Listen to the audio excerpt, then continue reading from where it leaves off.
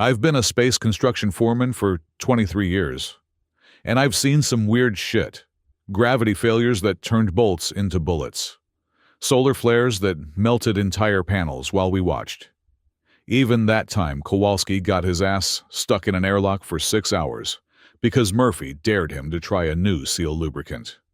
But nothing, and I mean absolutely nothing, prepared me for the day a shimmering purple alien showed up at my work site with a hungry baby dragon. It was Tuesday, standard shift on the Omega-7 space station construction. We were ahead of schedule on the outer hull for once, which in construction terms means we were only 3 weeks behind, instead of 6.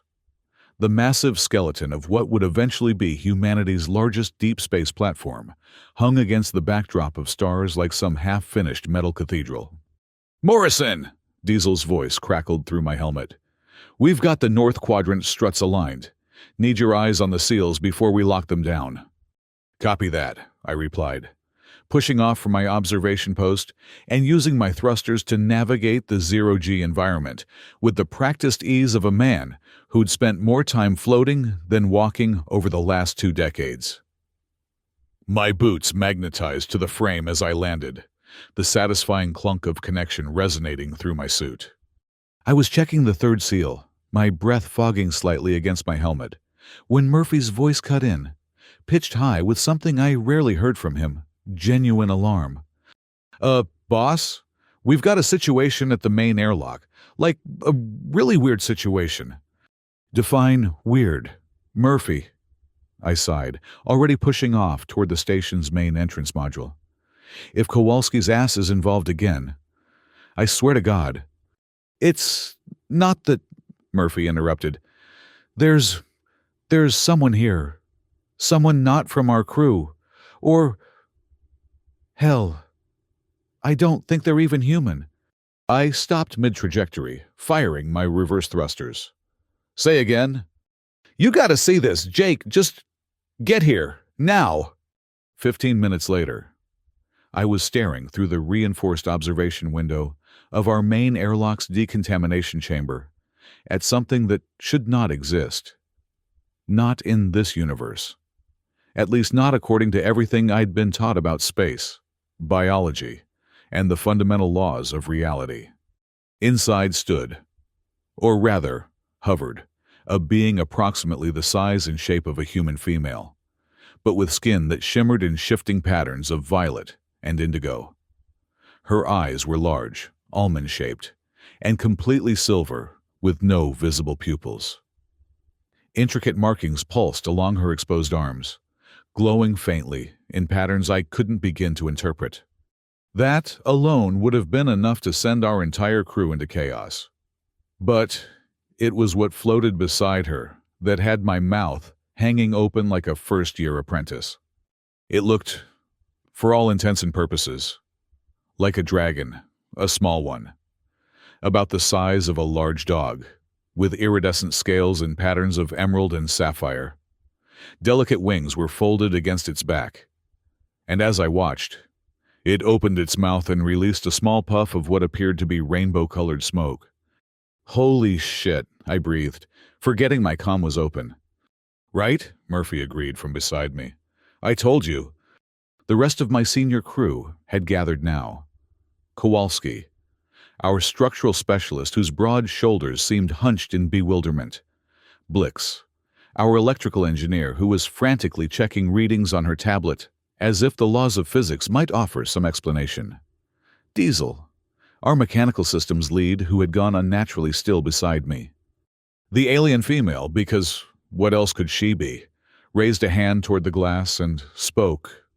Somehow, despite being separated by vacuum-sealed doors and inches of reinforced glass, we heard her voice clearly in our minds. "Please," she said, her mental voice tinged with desperation. "My name is Zara. My companion Pip requires sustenance. Only human food can save him from starvation." As if on cue, the small dragon, Pip, let out a pitiful sound somewhere between a mewl and a chirp. It drifted toward the metal wall of the airlock and began to lick it. A faint wisp of smoke curled from its nostrils. "Is it eating our station?" Blix asked, her voice rising in pitch. Not yet, Zara's voice echoed in our minds. But soon hunger will drive him to consume your metals, your plastics, your composites. It will make him very sick.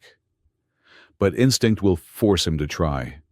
I rubbed my face, wishing I could feel the texture of my beard through my gloves.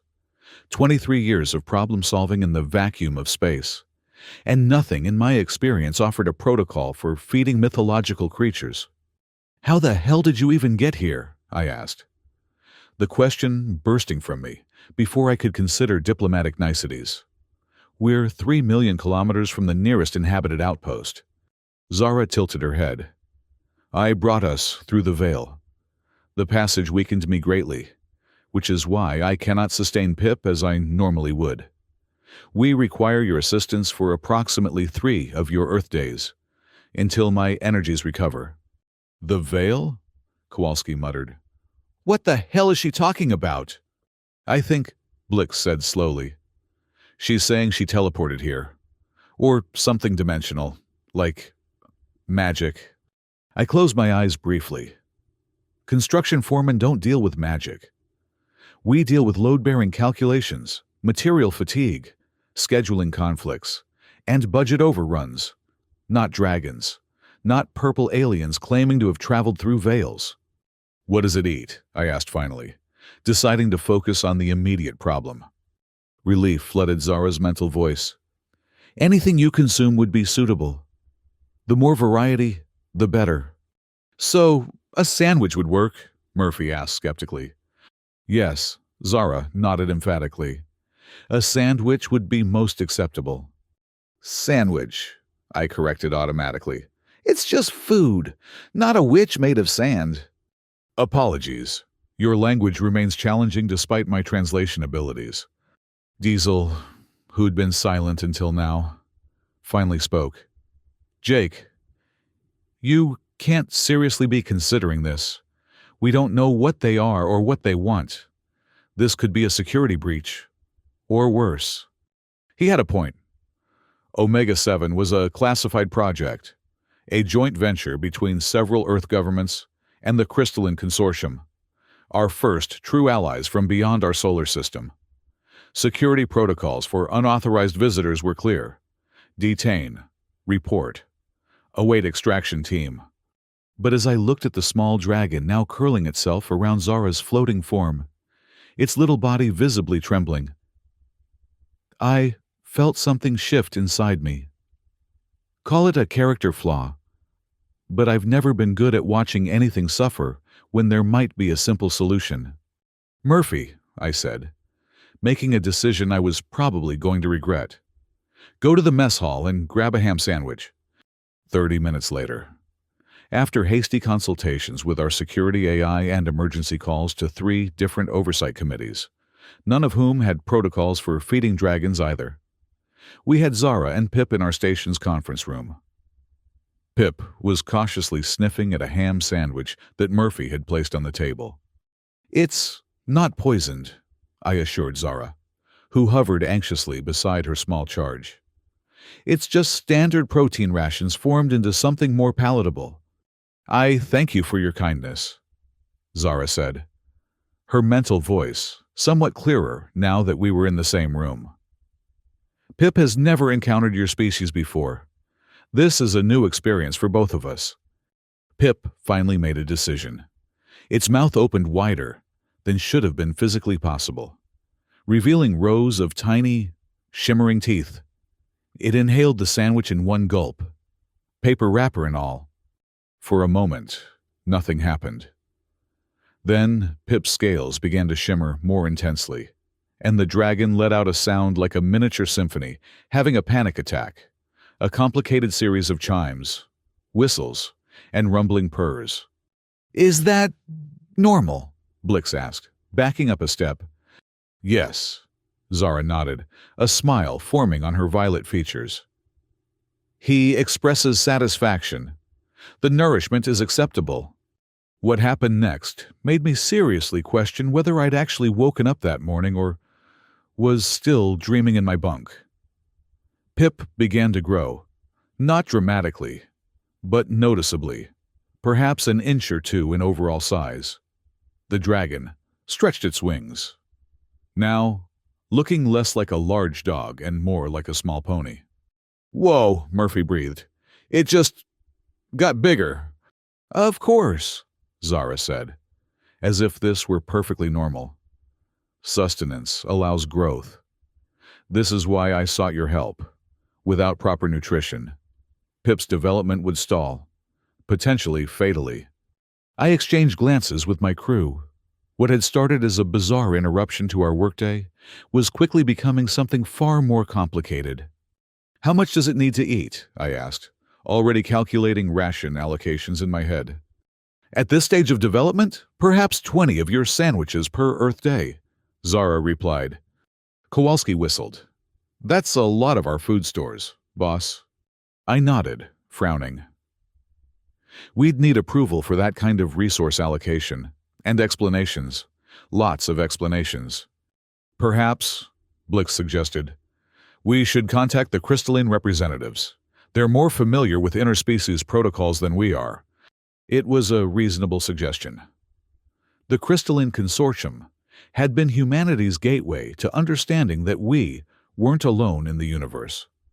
Their crystalline-based biology was utterly foreign to us, but their logical, methodical approach to diplomacy had made integration relatively smooth over the past decade. "Worth a try," I agreed. "Murphy, establish a connection to Ambassador Thrix's office. Diplomatic channels, priority 2.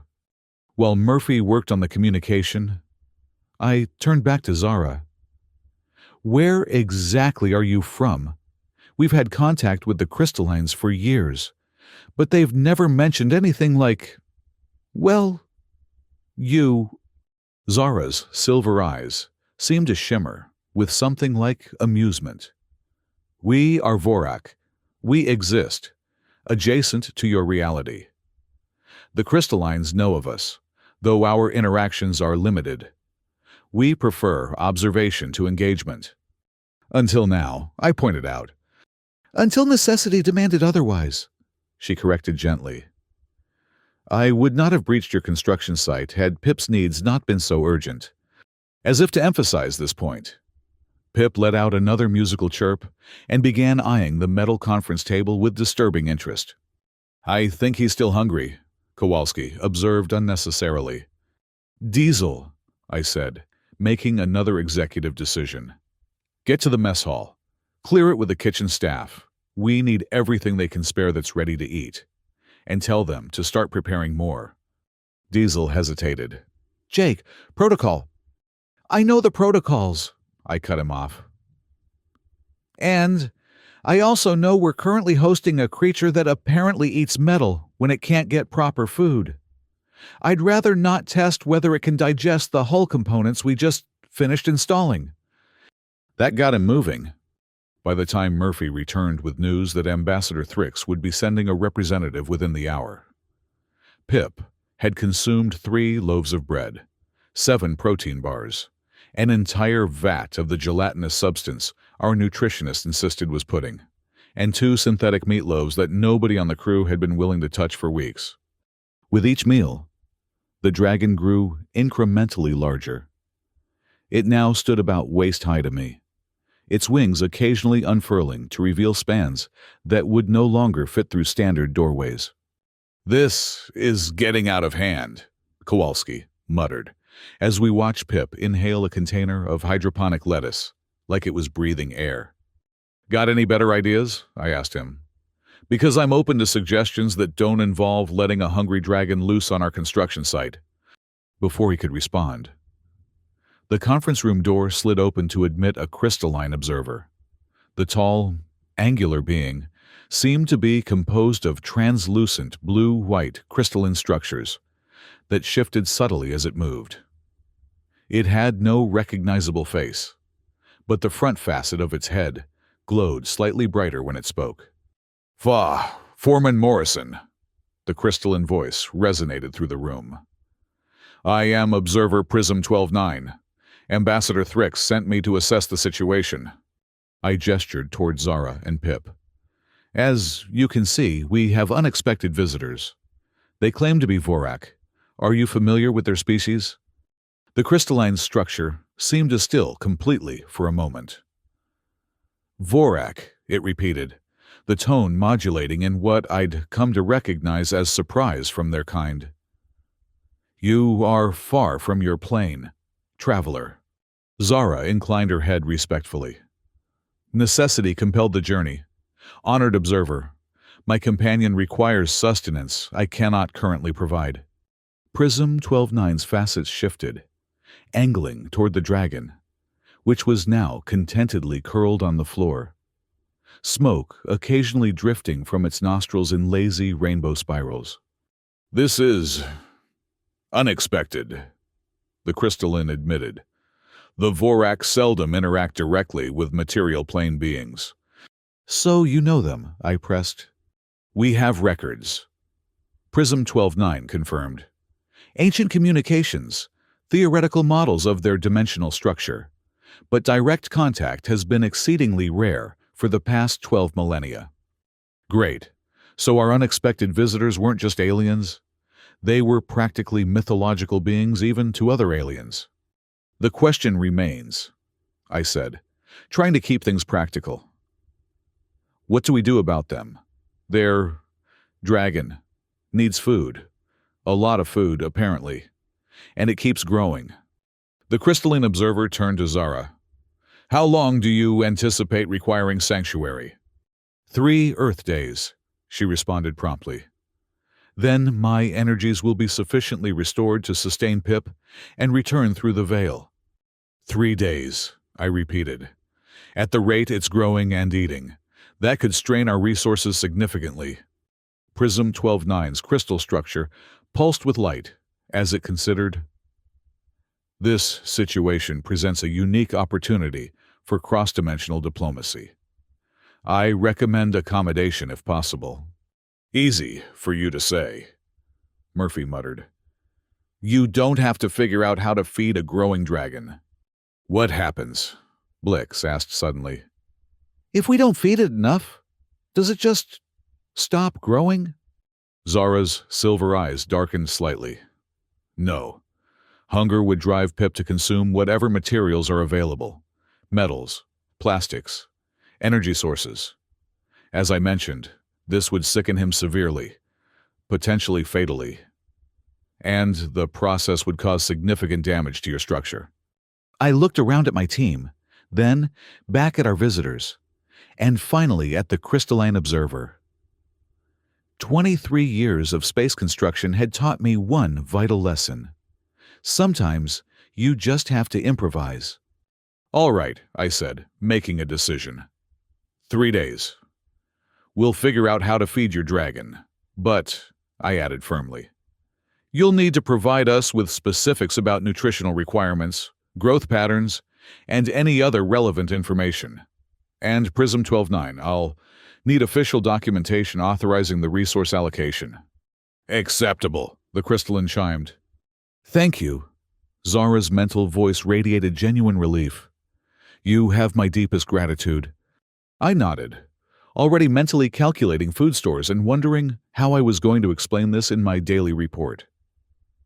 Don't thank me yet. Feeding a growing dragon on a space construction site isn't exactly in our operating manual.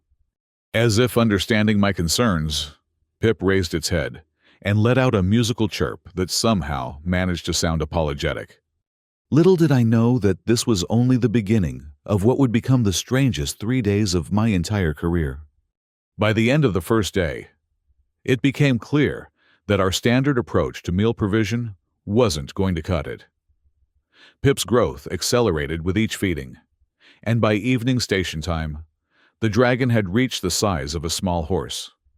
Its iridescent scales now displayed even more complex patterns, and the rainbow smoke from its nostrils had developed an unusual property. It could temporarily hover in place, forming shapes before dissipating. We need a system, I announced to my senior crew as we gathered in my office. At this rate, we'll exhaust our food supplies well before the 3 days are up. I've been tracking the growth patterns, Blix said, displaying a holographic chart. There's a clear correlation between caloric intake and size increase. If we continue at the current rate, by tomorrow afternoon, Pip will be the size of a shuttlecraft. Jesus, Murphy muttered. How big is this thing supposed to get? I turned to Zara, who had been invited to our planning session. Good question. What's the upper limit here? Zara tilted her head, her violet skin pulsing with thought. Pip is young, merely a hatchling by our standards. Full maturity would be approximately 30 times his current size. The room fell silent as we all did the mental math. That's bigger than the entire command module, Kowalski finally said. But surely he won't reach full size in 3 days, I asked, hoping desperately for a negative answer. No, Zara confirmed, to my immense relief. However, this is a critical growth phase. The more nutrition available, the more efficiently Pip will develop. Okay, I said, moving to the practical problem. We need to maximize our food production capabilities, hydroponics, protein synthesis, everything we've got, diesel. What's the maximum output we could achieve if we diverted non-essential power to food production? Diesel, who had been uncharacteristically quiet throughout this bizarre situation, frowned thoughtfully. If we postpone the Western quadrant welding and divert those power allocations, we could increase food production by about 60%. But that puts us even further behind schedule. Not if the alternative is having our station eaten by a hungry dragon, Murphy pointed out. And if we get the crystallines to contribute resources, I asked. They have that research vessel docked at the Eastern Hub. Could work, Diesel nodded. Their synthetic protein systems are more efficient than ours. I will facilitate this request. Prism 12-9 offered. The crystalline observer had remained with us, apparently fascinated by the unprecedented situation. Good, I said. Blix, I want you working with Zara to understand exactly what constitutes optimal nutrition for Pip. If we're going to do this, let's be efficient about it. Blix nodded, already pulling up nutritional composition charts on her tablet. Kowalski, Murphy, you two are on logistics. I want a continuous feed system set up in Cargo Bay 3. It's the only space big enough to accommodate Pip if he keeps growing at this rate. A dragon drive-through. Murphy grinned despite the stress. Never thought I'd see the day. None of us did, I replied dryly. Let's get moving. We've got a space dragon to feed and a station to protect. Over the next 12 hours, Omega-7's construction site transformed into something that would have made any logistics specialist weep with joy or horror, possibly both. We converted Cargo Bay 3 into a makeshift feeding zone, with conveyor systems hastily repurposed from material transport to food delivery. Hydroponics shifted to maximum output. Growing simple, calorie-dense vegetables at artificially accelerated rates. The crystallines, intrigued by our dilemma, contributed not only food resources, but also sent 3 additional observers to document what they called an unprecedented cross-dimensional biological interaction opportunity. Their crystalline forms moved efficiently among us, recording data and occasionally offering suggestions for optimizing our feeding system. Pip, meanwhile, continued to grow with each meal. By the morning of the second day, the dragon had reached a size comparable to a small shuttle, its magnificent wings now spanning nearly 15 meters when fully extended. Its behavior remained surprisingly gentle, almost puppy-like in its playfulness, despite its increasing enormity. It's remarkable, Blix commented as we watched Pip devour a conveyor belt of synthesized protein loaves. The energy conversion efficiency must be extraordinary. No Earth organism could grow this quickly without massive metabolic issues. Vorak physiology operates on different principles, Zara explained. Her mental voice, stronger now than when she'd first arrived. Pip exists simultaneously in multiple dimensional planes, allowing for energy and matter conversion that would violate your physical laws if observed only in this dimension. That explains precisely nothing, Murphy muttered. I had to agree. The scientific explanations were becoming increasingly abstract, but the practical problem remained concrete. Keep the dragon fed, keep it from eating our station, and maintain some semblance of normal operations in the meantime. Kowalski, I called across the cargo bay. How are we looking on supply levels? Kowalski consulted his tablet. If consumption continues at the current rate, we'll maintain adequate supplies through today. Tomorrow morning might get tight unless the crystallines come through with that additional shipment. I nodded, watching as Pip's tail swept gracefully through the air, trailing sparks of multicolored light. Despite the logistical nightmare this situation had become, I couldn't help but feel a sense of wonder. Here we were, human construction workers, feeding a creature that by all rights shouldn't exist. You know, Murphy said, coming to stand beside me. My grandmother used to tell me stories about dragons. Said they were protectors, guardians of secret knowledge. Yeah, and did she mention anything about their appetite? I asked wryly. Murphy chuckled. Nope, missed that critical detail. Zara, who had been conferring with one of the crystalline observers, drifted over to us. Your accommodations for Pip exceed all expectations. Foreman Morrison. I had not anticipated such resourcefulness from physical plane beings. I shrugged, strangely pleased by the compliment. That's what we do. Solve problems, build things. Feeding a dragon isn't so different from constructing a space station. It's all about resource management and structural integrity. An insightful parallel, Zara commented. Perhaps our dimensions are not so separate as our histories suggest. Before I could respond to that philosophical observation, alarms blared throughout the cargo bay. Red warning lights began to flash, and the station's AI announced, Alert! Energy surge detected in Cargo Bay 3. All personnel maintain safe distance from anomaly. Pip, startled by the sudden noise, reared up on his hind legs, wings spread wide. The dragon's scales began to pulse with intensifying light, and the rainbow smoke from its nostrils thickened dramatically. What's happening? I shouted to Zara over the alarms. Her silver eyes had widened with what appeared to be concern. Metabolic acceleration.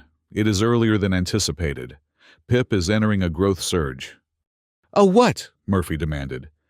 We got our answer immediately. Pip's entire body began to glow with an internal light that shimmered through his scales like living fire. The dragon let out a musical roar that resonated through my chest cavity, and before our astonished eyes, began to grow at an exponential rate. Everyone out, I ordered, grabbing Murphy's arm and pulling him toward the exit. Clear the bay now! The construction team and crystalline observers moved quickly to the observation deck, overlooking Cargo Bay 3, where we watched in stunned silence as Pip's growth accelerated beyond anything we'd seen before. Within minutes, the dragon filled nearly half the massive cargo space, its magnificent head nearly brushing the 30-meter ceiling. This is not sustainable, Prism 12-9 stated, its crystalline structure vibrating with tension. The creature will exceed containment parameters within 17 minutes at current growth rates. Zara! I turned to the Vorak, who was watching the transformation with a mixture of pride and concern. What exactly is happening and how do we stop it? It cannot be stopped, she replied. This is the supernova phase, a metabolic surge that prepares Pip for dimensional travel. It is unexpected. It should not have begun until the third day. Well, it's happening now, I pointed out, watching as Pip's massive tail swept dangerously close to a stack of construction materials. And we need solutions before it outgrows the cargo bay and starts compromising the station's structural integrity. Blix was frantically analyzing readings on her tablet. Energy output is off the charts. It's not just growing. It's radiating some kind of dimensional energy our sensors can't properly classify. How much food will it need during this phase? Kowalski asked the practical question. We were all thinking. Zara hesitated. Approximately 50 of your metric tons per hour, eventually peaking at perhaps 200 tons before stabilization. The silence that followed was profound. Our entire station didn't have that much food, even with the crystalline's contributions. That's impossible, Diesel finally said. We can't produce anywhere near that amount. I watched as Pip's glowing form continued to expand, the rainbow smoke now forming complex fractal patterns in the air of the cargo bay. Beautiful, mysterious, and potentially catastrophic for our station. There has to be a solution, I insisted, the problem-solving part of my brain refusing to accept defeat. Zara, in your dimension, how would you handle this phase? We would channel the excess energy through ancient stone circles designed for this purpose, she explained. They absorb and redistribute the dimensional forces. We don't have stone circles, Murphy pointed out unnecessarily. But we have energy distribution systems, Blix said suddenly, looking up from her tablet. What if we modified our power grid to absorb some of the excess energy? Route it through the station's capacitors? Theoretically possible, Prism 12-9 interjected. Its facets, brightening with interest. But the conversion parameters would require precise calibration to avoid system overload. And we'd still need to feed it, Kowalski added. Even with energy redistribution, the physical growth requires matter. I made a quick decision. Blix, work with the crystallines on modifying our power grid. Diesel, contact every supply vessel within range. I need emergency food shipments diverted here immediately. Kowalski, Murphy, start moving non-essential materials into the cargo bay. Anything organic or synthetic that won't poison it. You want us to feed it our supplies? Diesel asked incredulously. Better than letting it eat the station when it gets hungry enough, I replied. Move.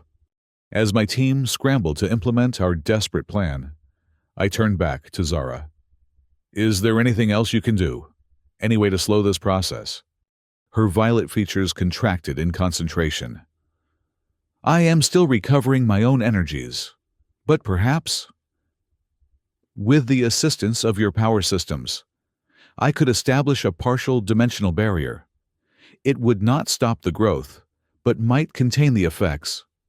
Do it, I said without hesitation. At this point, I was willing to try anything. The next 4 hours were the most intense of my construction career. While Pip continued to grow, filling the cargo bay with his massive, glowing form, we worked frantically to implement our multifaceted containment strategy. Blix and the crystalline observers managed to reconfigure part of our power grid, creating a feedback system that actually drew off some of the energy Pip was radiating. The effect was visible. Arcs of multicolored lightning that streaked from the dragon scales to collection nodes, hastily installed around the perimeter of the bay. Supply shuttles from 3 nearby construction projects responded to our emergency call, delivering everything from hydroponic vegetables to synthetic protein blocks. We established a continuous conveyor system that fed directly into the cargo bay, now operating at maximum capacity. Zara, meanwhile, hovered in a trance-like state at the observation window, her violet form occasionally pulsing with intense light as she worked to establish what she called a dimensional membrane around Pip. Through it all, I kept our regular construction crew focused on critical tasks, ensuring that despite the crisis, essential station functions remained operational. It was a logistical nightmare, but gradually, incrementally, we began to see results.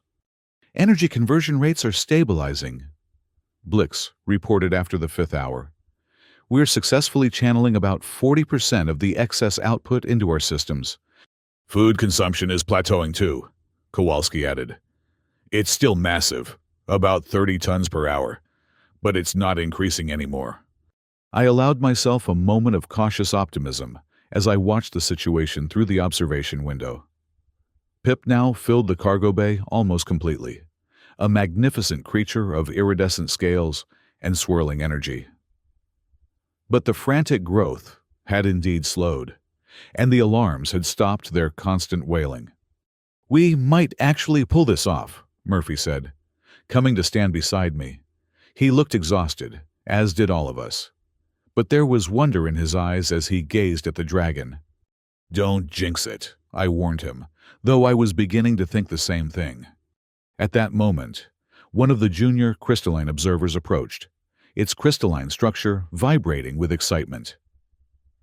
"Foreman Morrison, we have made a significant discovery in the Vorak historical records." "What kind of discovery?" I asked, too tired to muster much enthusiasm for academic breakthroughs at this point. "Regarding dragon nutritional requirements during growth phases," the crystalline continued, "our analysis suggests that the metabolic supernova is triggered not by quantity of nutrition, but by specific chemical combinations. In simple terms, Pip does not require the volume of food currently being provided, merely a specific nutritional profile." I stared at the observer. "Are you telling me we've been overfeeding a dragon?" "Essentially, yes," the crystalline confirmed.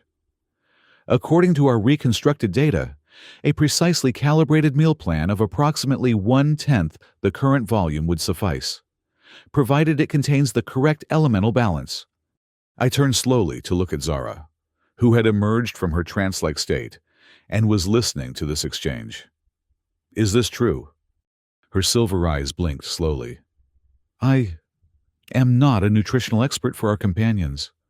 I have followed traditional practices, which emphasize abundance during growth phases." "So you didn't know?" I asked, feeling a mixture of exasperation and amazement. "Our knowledge has gaps," she admitted. "Many of our traditions are based on ancient practices, rather than scientific understanding. Your crystalline allies appear to have analyzed our historical data more thoroughly than many of my own kind." I pinched the bridge of my nose, fighting a stress headache. "So we've been running ourselves ragged, reconfiguring power systems, and begging for emergency supplies, when we could have just given it a balanced diet." "A precisely calibrated diet," the crystalline corrected, "which would still require significant resources, though far less than current consumption rates." Murphy started laughing beside me, a tired, slightly hysterical sound that soon infected me as well. The absurdity of the situation, the stress of the past 2 days, the sheer unexpectedness of it all broke through my professional demeanor, and I found myself leaning against the observation window, shoulders shaking with laughter. "Cosmic jokes on us," Murphy managed between gasps. "Always is," I agreed, wiping my eyes. After a moment, I straightened up and turned to the crystalline observer. "All right, let's see this miracle meal plan of yours." Within 2 hours, our entire approach had shifted. Under the crystalline observer's guidance, we formulated a precisely calibrated nutritional regimen for Pip. The difference was immediately noticeable. The dragon's growth stabilized completely, and the energy emissions reduced to manageable levels. By the morning of the 3rd day, the crisis had passed. Pip remained enormous, filling most of Cargo Bay 3 with his magnificent form. But the frantic growth and energy surges had ceased. The dragon seemed content, occasionally breathing lazy spirals of rainbow smoke that formed beautiful patterns in the air. Zara's strength had largely returned as well. Her violet form now pulsed with steady, vibrant energy, and her mental communication was crystal clear. She hovered beside me as we watched Pip from the observation deck. "Tomorrow, we will be able to return through the veil," she said. "Your assistance has been invaluable, Foreman Morrison. You have saved Pip's life, and mine as well." "Just doing our job," I replied modestly. though I knew what we'd accomplished was far beyond any normal construction project. Solving problems, adapting to unexpected challenges. "You did much more than that," she insisted. "You showed wisdom and compassion where many would have shown fear and rejection. My people will remember this." Below us, Pip raised his massive head and released a musical sound that resonated through the entire station, a harmonious, multi-tone call that somehow conveyed profound gratitude. The crystalline observers recorded it diligently, their facets glowing with scientific excitement. "Still," I said after a moment, "next time maybe pack some snacks for the journey." Zara's mental voice carried the equivalent of laughter. "A lesson thoroughly learned, I assure you." The departure, when it came the following day, was both more and less dramatic than I expected. My entire crew gathered in the observation deck, along with a delegation of crystalline observers who had been documenting every aspect of our unusual visitors. Zara hovered in the center of Cargo Bay 3, her violet form now pulsing with intense energy.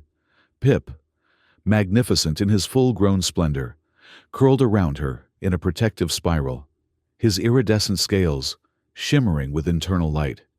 "The veil thins." Zara's mental voice reached all of us. "It is time for our departure." I stepped forward. "Safe travels, then. It's been, educational." Zara floated toward the observation window, pressing one hand against the glass. "In gratitude for your assistance, I offer a gift." A small object materialized in the air before me, a crystal of some kind, glowing with an inner light that shifted through colors I couldn't quite name. "A fragment of Vorak essence," she explained. "It will bring clarity in moments of confusion, if you but hold it and focus your thoughts." I accepted the gift carefully. "Thank you. I have a feeling it might come in handy in my line of work." "Indeed." There was warmth in her mental voice. "Perhaps our paths will cross again. Foreman Morrison." "Jake," I corrected her. "After feeding your dragon for 3 days. I think we're on a first-name basis." Her silver eyes seemed to smile. "Jake, then, until we meet again." She returned to Pip's side, and together they began to glow with increasing intensity. The air in the cargo bay seemed to ripple and fold, as if reality itself was being gently creased. Rainbow-colored mist swirled around them, growing thicker and brighter until it was almost painful to watch. Then, with a sound like 1,000 crystal bells ringing simultaneously, they were gone. The cargo bay stood empty, save for a faint shimmer in the air that quickly dissipated. For a long moment, nobody spoke. Then Murphy cleared his throat. "So, do we put dragon feeding on our resumes now, or what?" Laughter broke the tension, and the observation deck filled with the excited chatter of construction workers and crystalline observers alike, all processing the extraordinary events we'd just experienced. The senior crystalline delegate, Prism 12-9, approached me formally. "The consortium extends official recognition for your handling of this unprecedented situation. Foreman Morrison, your approach will be documented as a case study in cross-dimensional crisis management." "Just doing our job," I repeated, though I knew that wasn't entirely true. What we'd done went far beyond our job descriptions. As the crowd dispersed and my crew began the process of returning to normal operations, I found myself alone at the observation window, looking out at the stars beyond our half-finished station. I turned the Vorak crystal in my hand, watching as it caught the light in ways that shouldn't have been possible. Dragons, dimensional travelers, miracle meal plans. If someone had told me a week ago that these would become part of my construction vocabulary, I'd have recommended a psychiatric evaluation. Yet here we were. And somehow, we'd managed, not through magic or dimensional powers, but through the simple, practical approach that had served humanity well for millennia. Identify the problem, gather information, implement solutions, adapt when necessary. When I returned to my office, I found myself adding a new line to my digital business card, right under Space Construction Foreman. Dragon feeding specialist. Why not? In my line of work, you never knew when unusual skills might come in handy. And if there was one thing I'd learned over the past 3 days, it was that the universe had many more surprises in store than any of us had imagined. The space between stars suddenly seemed less empty, less lonely, and much, much more interesting.